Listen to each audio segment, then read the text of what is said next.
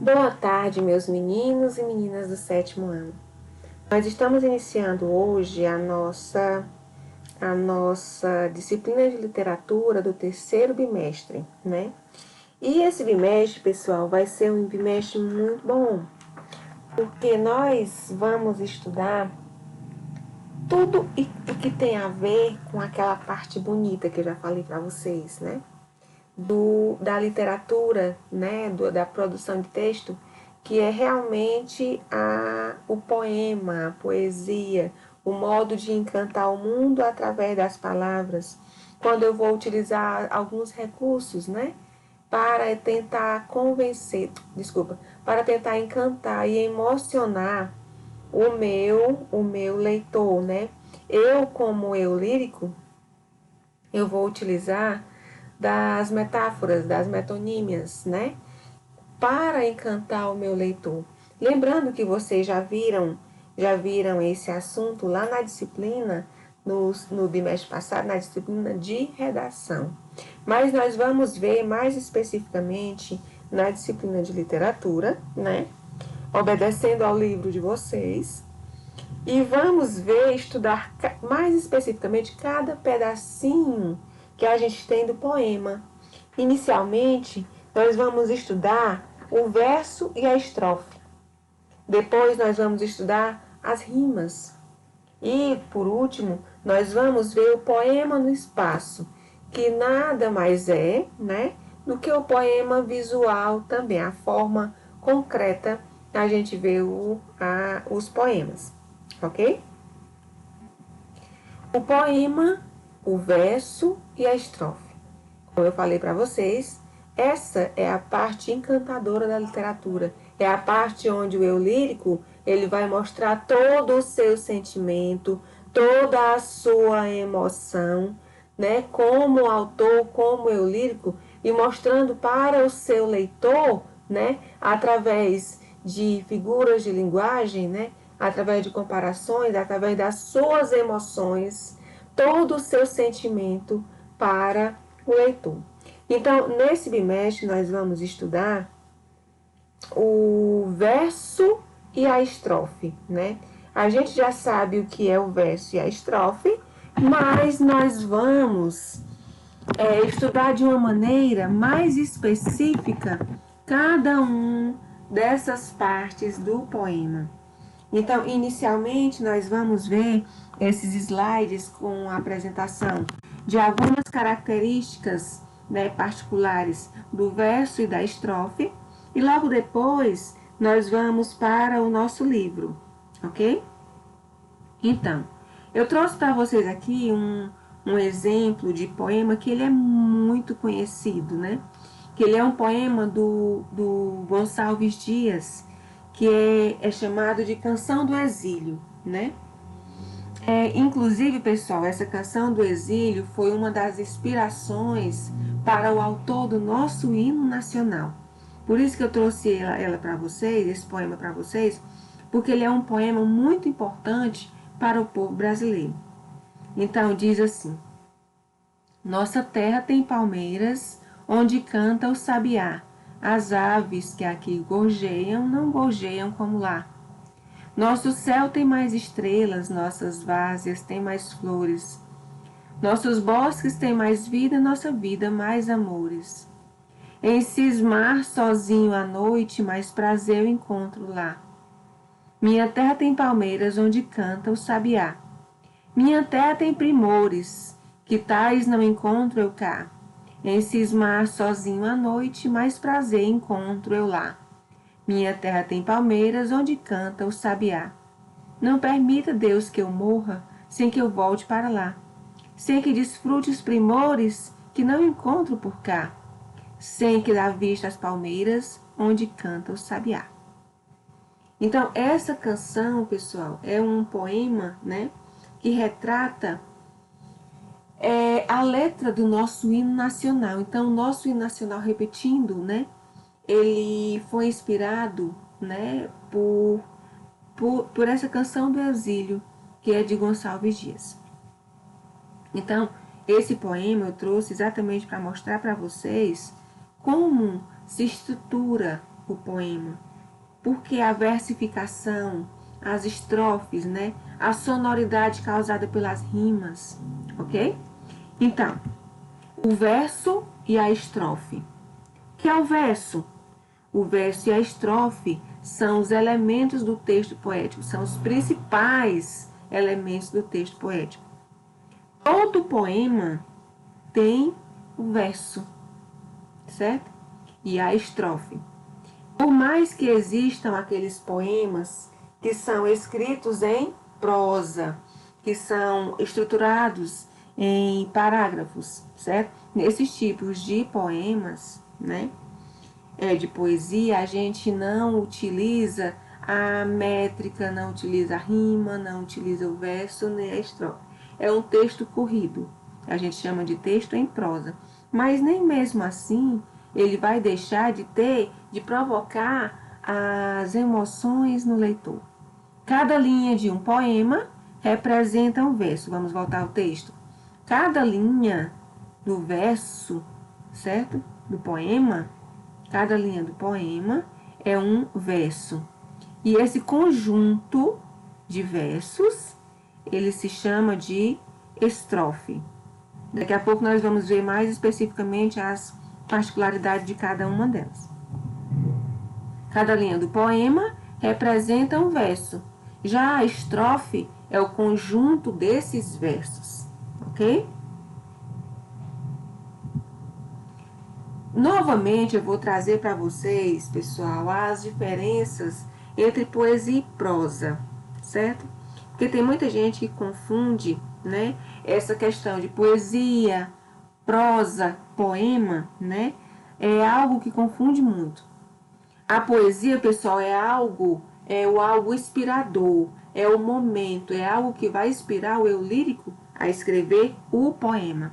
O poema vai ser algo concreto, algo que eu vou colocar no papel, é o texto literário, enquanto que a poesia é a inspiração.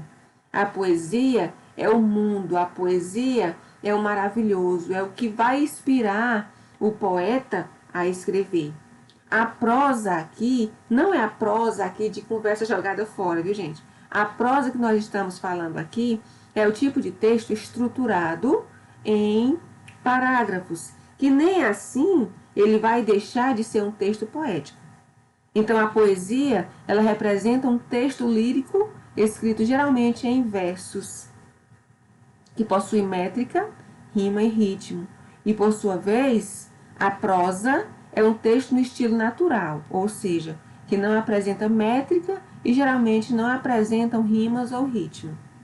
Ainda que sejam diferentes quanto à sua forma, já que a poesia é formada de versos e a prosa trata-se de um texto corrido, a prosa é dividida em prosa literária e prosa não literária. Sendo assim, podemos intuir que há diversos textos literários em prosa que apresentam certo lirismo. Ou seja, o lirismo, certo? A ação do eu lírico, né?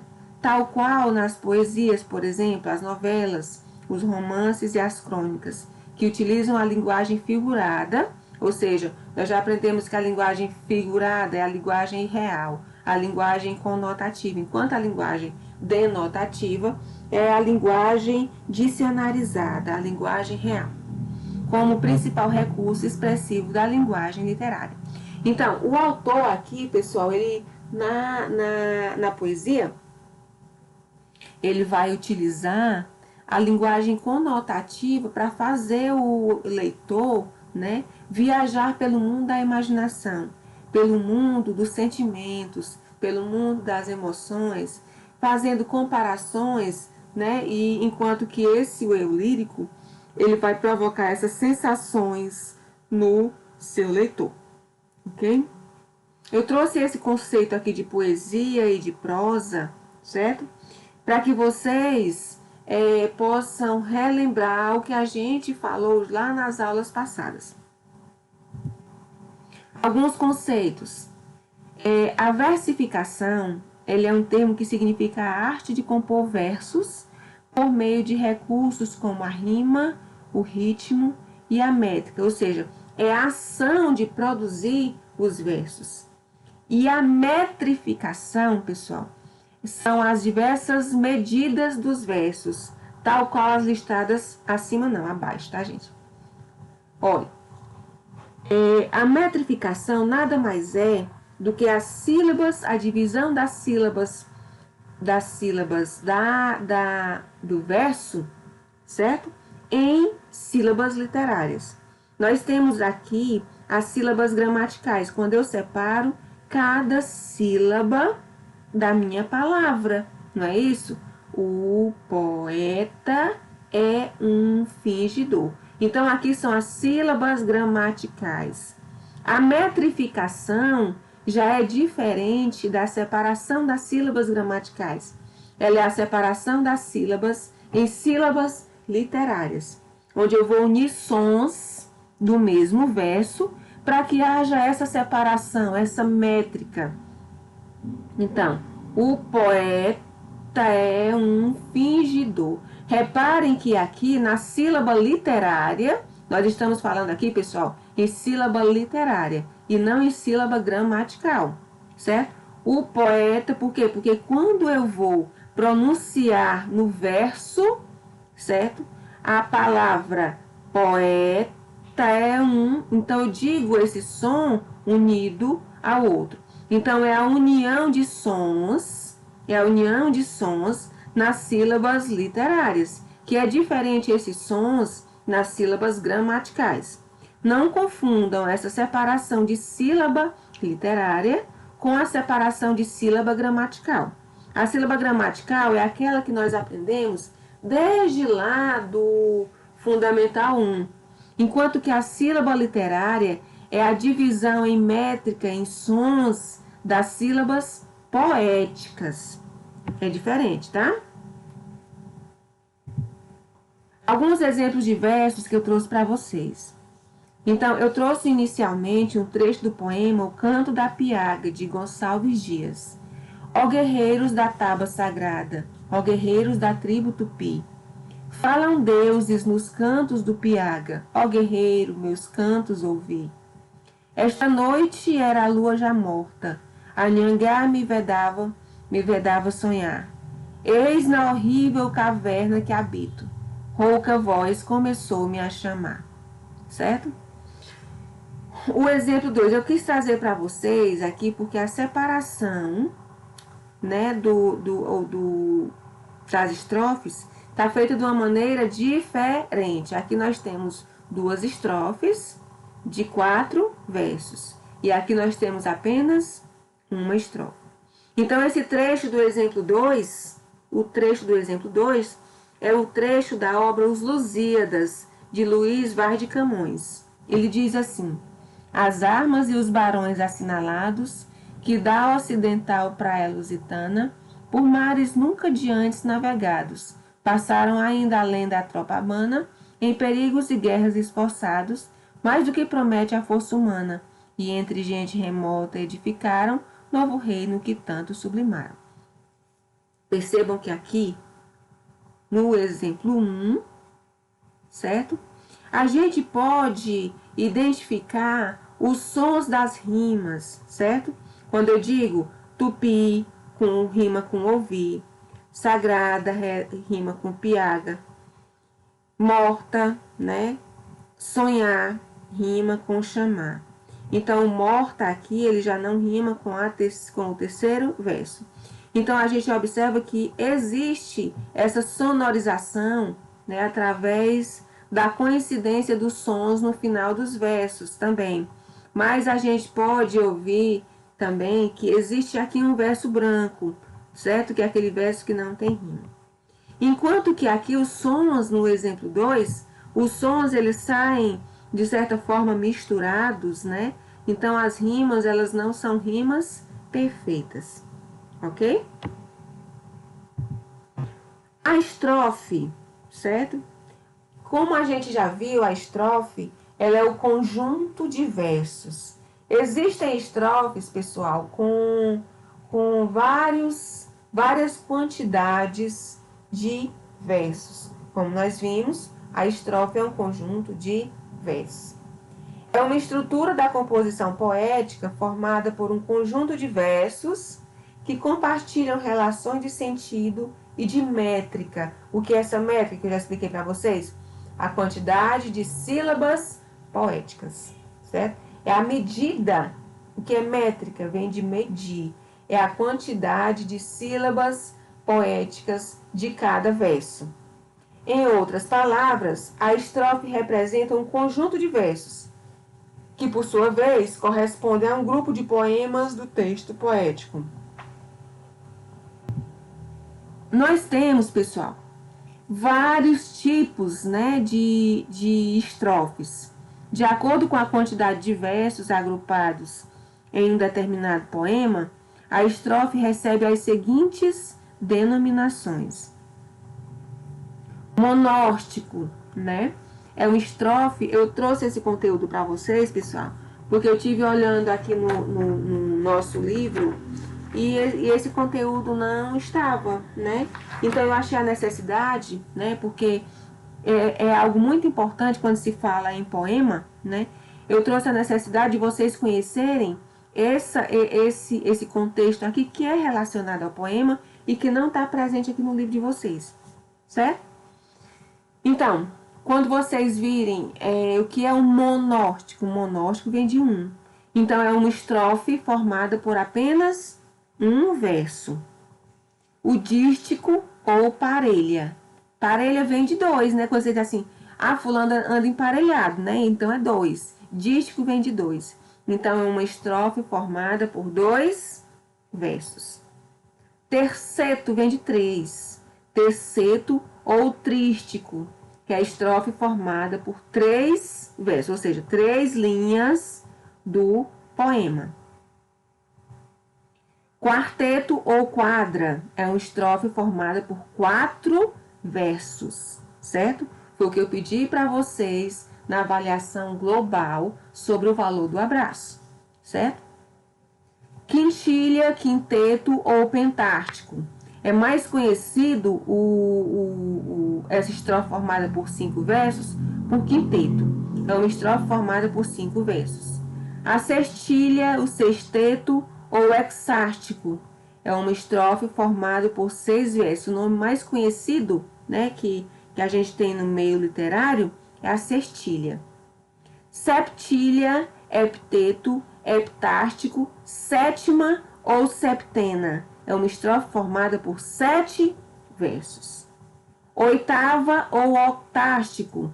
É uma estrofe formada por 8 versos. A nona é uma estrofe formada por 9 versos.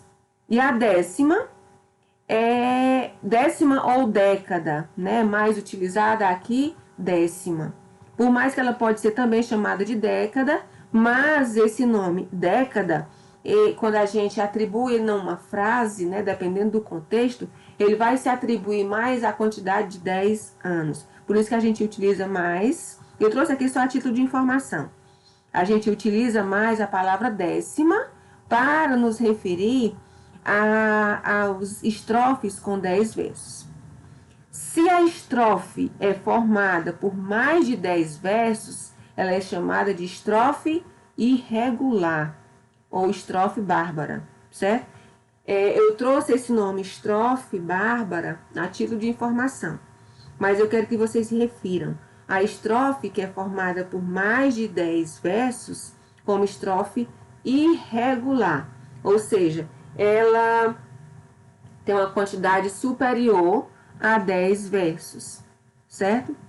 Pessoal, uma coisa que eu esqueci de falar para vocês é que quando nós temos a ausência de rimas no poema, nós temos os versos brancos, certo? Versos que não rimam entre si, eles são conhecidos como versos brancos. E o estribilho ou refrão é a repetição da mesma estrofe num poema. Muitas vezes você está assistindo uma música, ouvindo uma música, aí o autor da música ele fica falando várias vezes, né? A repetição várias vezes de uma mesma parte daquela música. Então, aquela parte que é repetida várias vezes na mesma música, ela é chamada de refrão, certo? Refrão. E por último, o soneto, né? O soneto que ele é uma estrutura, tem uma estrutura especial. O soneto ele é formado por 14 versos, sendo 2 são quartetos, ou seja, 2 versos são de 4 versos, desculpa, 2 estrofes são de 4 versos e 2 estrofes são de 3 versos. Então, o soneto é uma estrutura literária de forma fixa, que é composta por 14 versos, certo? Dos quais 2 são quartetos, que é o conjunto de 4 versos, e 2 são tercetos, que é o conjunto de 3 versos. Pessoal, importantíssimo isso aqui que eu vou falar para vocês agora. Abram bem os ouvidinhos, tá? Toda estrofe é separada da seguinte por uma linha em branco, certo? Toda estrofe. Quando existir apenas uma estrofe, então é claro, você não vai separar uma estrofe, né? Na prosa literária, que é o texto corrido que a gente chama, né? Que ele é feito em formato de parágrafo, certo? Tudo bem, não é separado de maneira nenhuma por uma linha em branco, mas o poema ele necessita ser separado do próximo do seguinte, ser separado a estrofe anterior da estrofe seguinte por uma linha em branco, certo? Então, o soneto é uma estrutura literária de forma fixa, composta por 14 versos, dos quais 2 são quartetos, que é o conjunto de 4 versos, e 2 são tercetos, conjunto de 3 versos. Alguns autores brasileiros que se destacam na produção dos sonetos são Gregório de Matos Guerra, né, que ele nasceu em 1636 e morreu em 1696. O Cláudio Manuel da Costa, que é de 1729 a 1789. Cruz e Souza, 1861 e morreu em 1898. Olavo Bilac, que ele nasceu em 1865 e morreu em 1818. O Augusto dos Anjos, que ele nasceu em 1884 e morreu em 1914. E o nosso grande Vinícius de Moraes, né? Que ele nasceu em 1913 e morreu em 1980. Além desses, pessoal, existem uma infinidade de autores brasileiros, visto que a nossa literatura brasileira, ela é riquíssima, né, em todos os gêneros textuais e principalmente na prosa, na poesia literária, na poesia não literária, ok? Eu trouxe para vocês aqui um soneto que particularmente é o meu preferido e que ele traz uma mensagem muito bonita, né, sobre fidelidade. É o soneto da fidelidade de Vinícius de Moraes, certo? Percebam aqui, eu quero que vocês percebam a estrutura, né, do soneto. A união de 2 quartetos e 2 tercetos, sendo que sempre há rimas entre eles, né? Essas rimas podem ser intercaladas, podem ser seguidas ou não. Não entrei muito nesse detalhe, né, da posição das rimas, porque nós vamos ver esse assunto mais especificamente lá no ensino médio, ok? Então, o soneto da fidelidade de Vinícius de Moraes diz assim: de tudo ao meu amor serei atento, antes e com tal zelo e sempre e tanto, que mesmo em face do amor do maior encanto, dele se encante mais meu pensamento.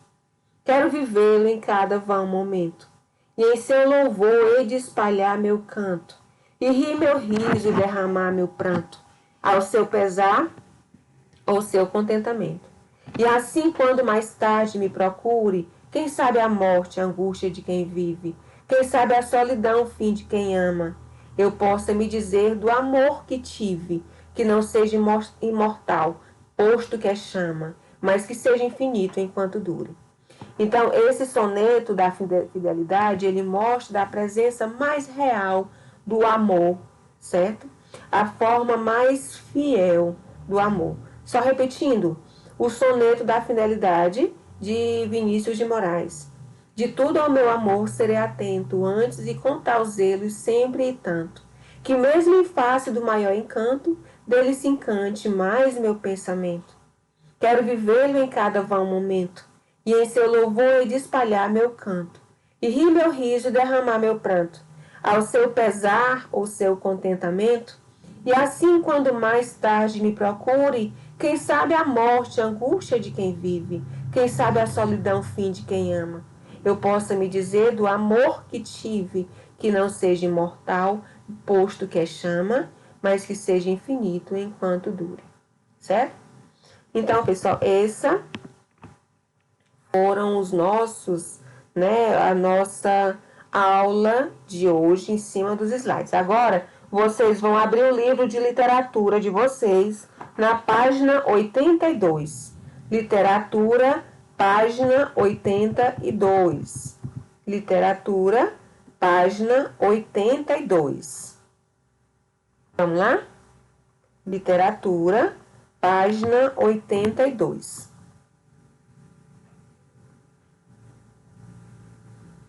Literatura, página 82.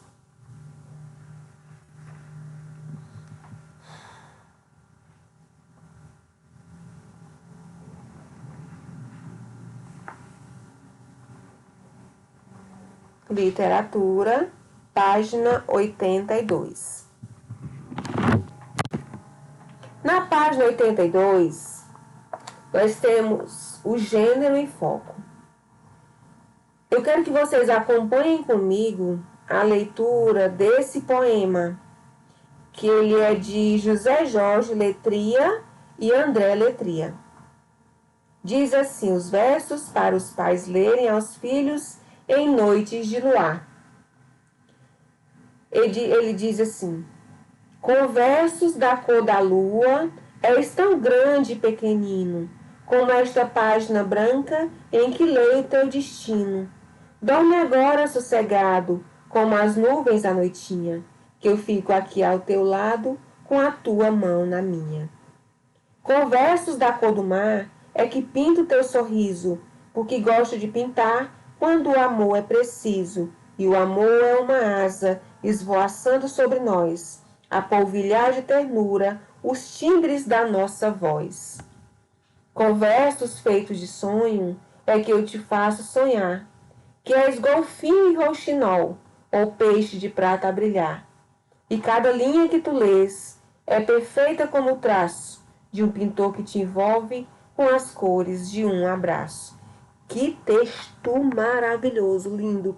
Eu vou ler aqui para vocês novamente, porque esse texto é belíssimo. Olhem a letra, mergulhem no como se vocês fossem o eu lírico do poema. Então, como ele diz, com versos da cor da lua, és tão grande e pequenino, como esta página branca em que leio teu destino. Dorme agora sossegado, como as nuvens à noitinha, que eu fico aqui ao teu lado, com a tua mão na minha. Com versos da cor do mar, é que pinto teu sorriso, porque gosto de pintar, quando o amor é preciso, e o amor é uma asa, esvoaçando sobre nós, a polvilhar de ternura, os timbres da nossa voz.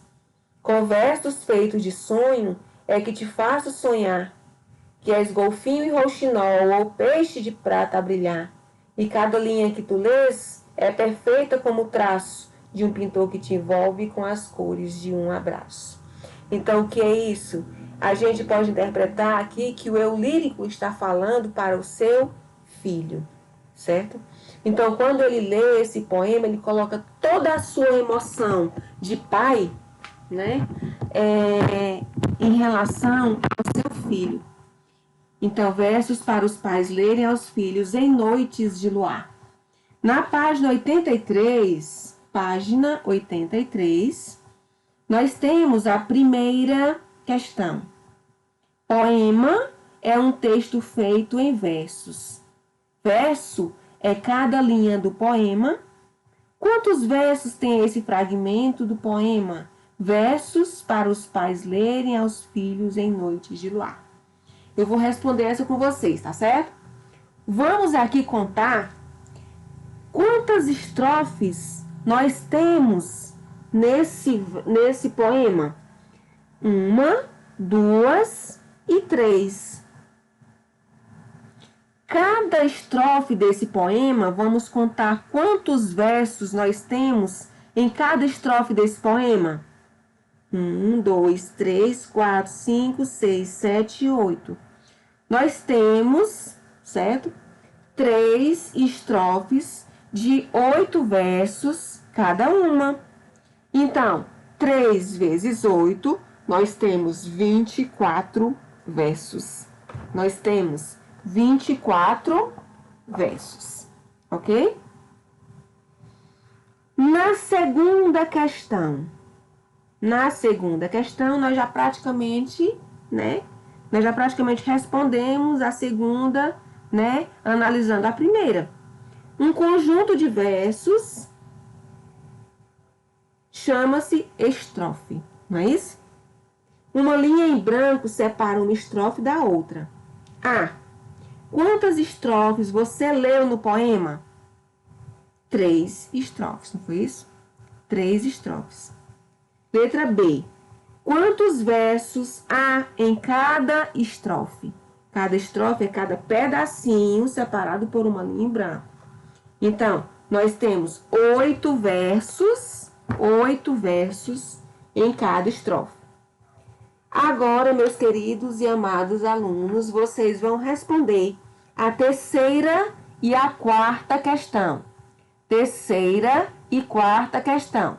Fico aqui no aguardo já para a gente corrigir essa atividade, tá certo?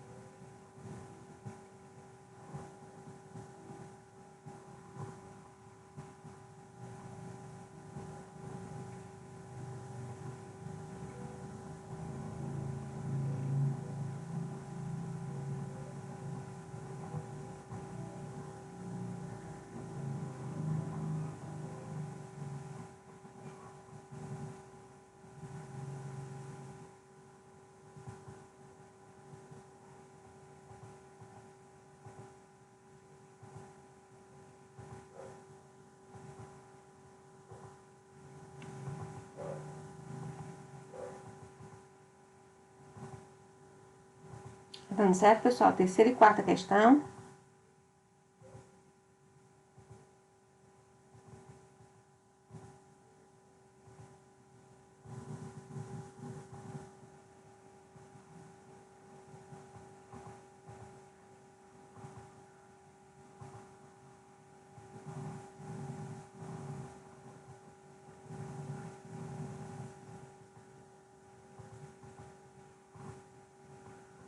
Então, na terceira questão, pessoal, terceira questão, quando você canta uma melodia qualquer, certamente a canta em um determinado ritmo musical.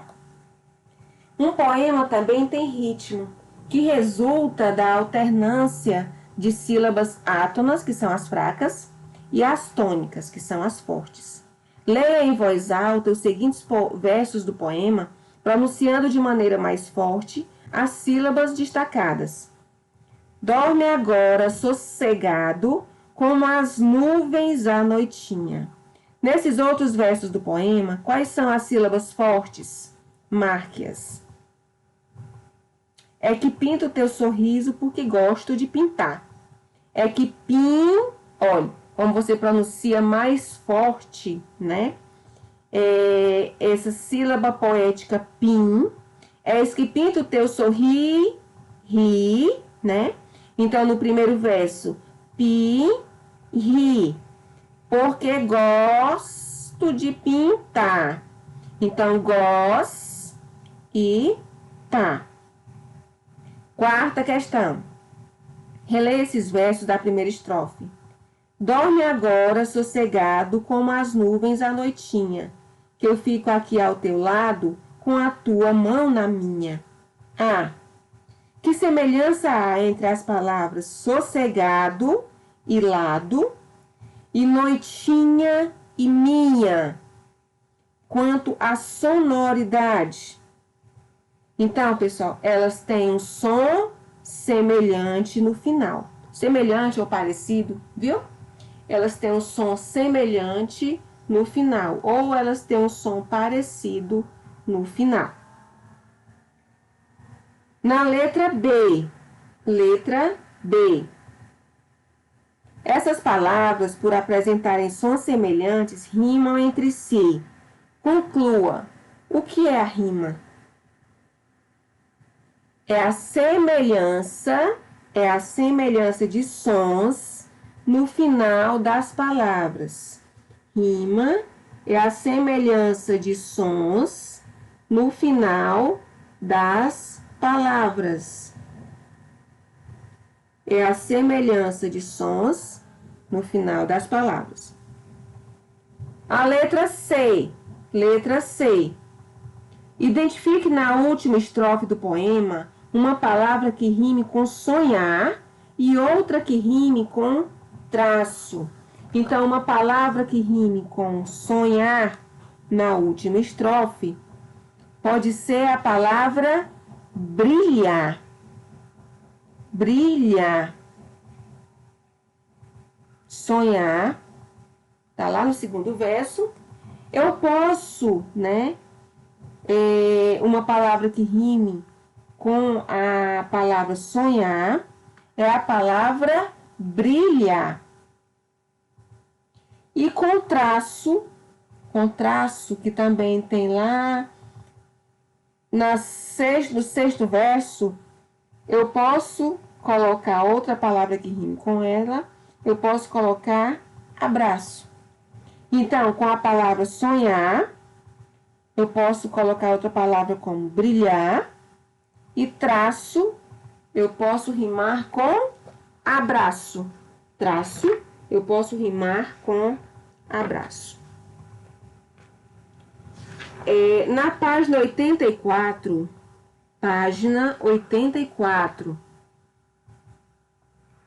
vocês vão fazer agora a questão 5. Somente a questão 5, certo? Somente a questão 5.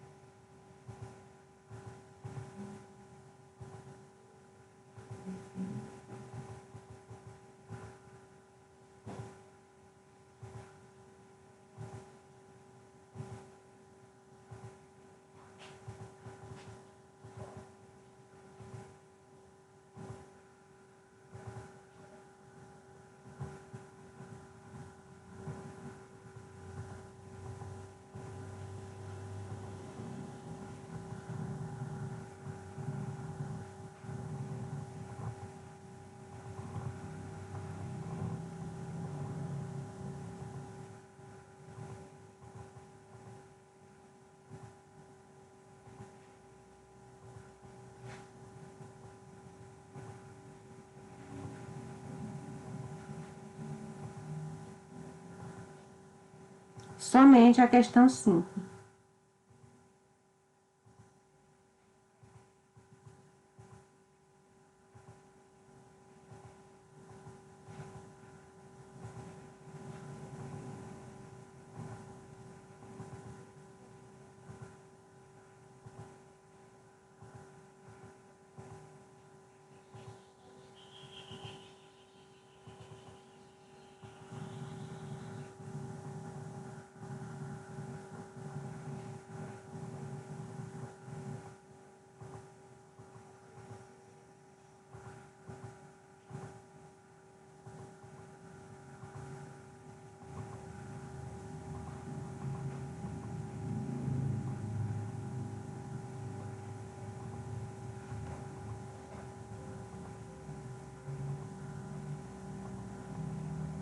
Então, pessoal, o poema é um gênero textual que se constrói com ideias e sentimentos, com sonoridade, ritmo, rimas e também com imagens que é um recurso resultante do emprego de palavras, expressões e frases em sentido figurado.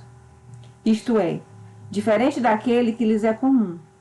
No poema lido, que imagem é possível observar na segunda estrofe?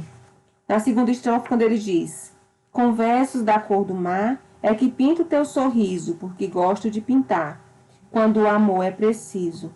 E o amor é uma asa esvoaçando sobre nós, a polvilhar de ternura os timbres da nossa voz. Então, nessa estrofe aqui, pessoal, dá para a gente identificar, se a gente fizer a ligação com a nossa imaginação, a gente pode ver os versos, né, o poema apresentando as imagens como os versos da cor do mar. O amor é uma asa esvoaçando sobre nós. Polvilhar ternura. Ou seja, dá para a gente imaginar, né, há algumas imagens que podem ser nos transmitidas, nos ser transmitidas, né, através das palavras do eu lírico, né, como os versos da cor do mar, o amor é uma asa esvoaçando sobre nós, a polvilhar de ternura. Certo? Então,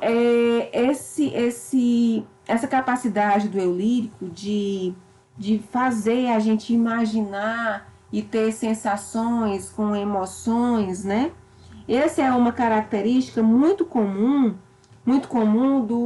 dos poemas, né? Que utilizam a linguagem figurada, a linguagem real, para passar todo o seu sentimento para o seu leitor. Vocês agora vão fazer a sexta e a sétima questão. Sexta e sétima questão. Sexta e sétima questão.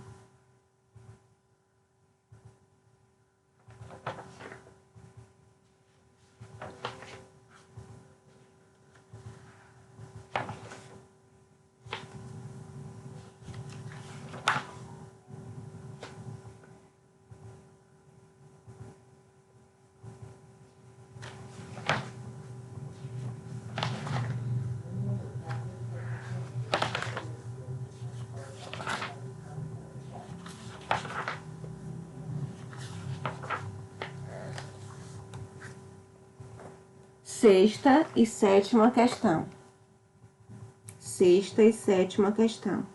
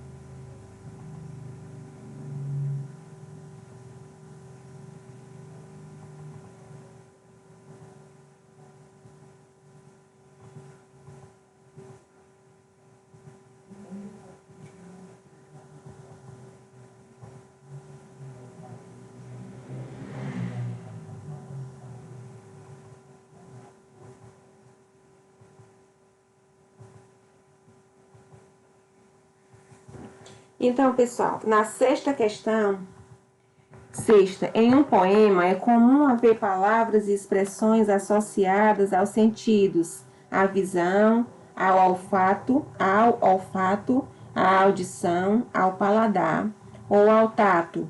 Identifique no poema expressões que têm relação com a visão, ou seja, o modo como ele vê os acontecimentos e como ele vê as coisas. Então, versos da cor da lua, a cor é algo que se vê. Página branca,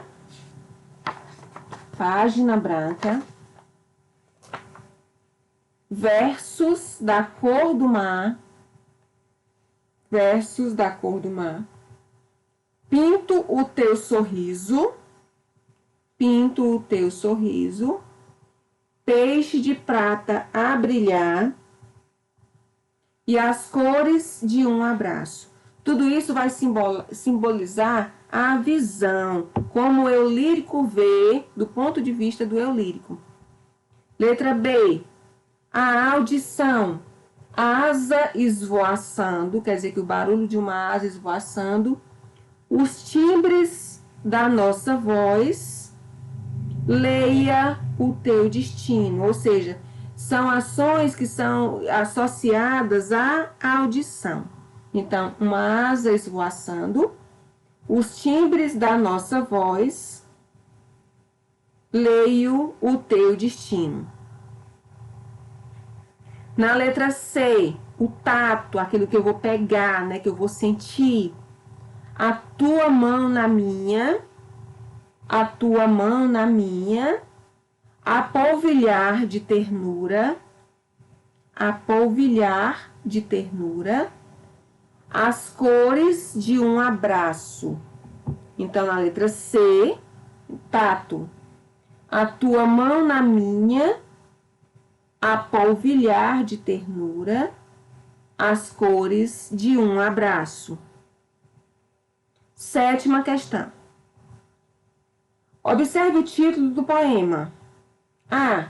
Quem é o eu lírico, que é a voz que fala no poema? O que ele está fazendo, pessoal? O eu lírico aqui não é o autor do texto, não é o José Jorge Letria ou o André Letria, não. É a voz que fala, é a emoção que fala no poema. A gente pode perceber aqui que aqui ou é o pai ou é uma mãe que está embalando o filho pequeno, né? Ele está falando aquelas palavras, embalando o seu filho pequeno no colo, certo? E na letra B, com quem o eu lírico fala? Essa voz no poema está falando para quem, com quem, né? A gente percebe claramente que com versos da cor da lua és tão grande e pequenino, com esta página branca em que leio o teu destino. Então, quando ele está falando isso aqui, ele está se direcionando ao filho, certo? Então, o eu lírico na letra A é o pai ou uma mãe que está embalando o seu filho. E na letra B é a resposta, com quem o eu lírico está falando? É o filho. Ele está falando com o seu filho, ok? Pessoal, vocês vão fazer em casa, eu costumo dizer assim em casa, porque é o costume, né? Vocês já estão em casa.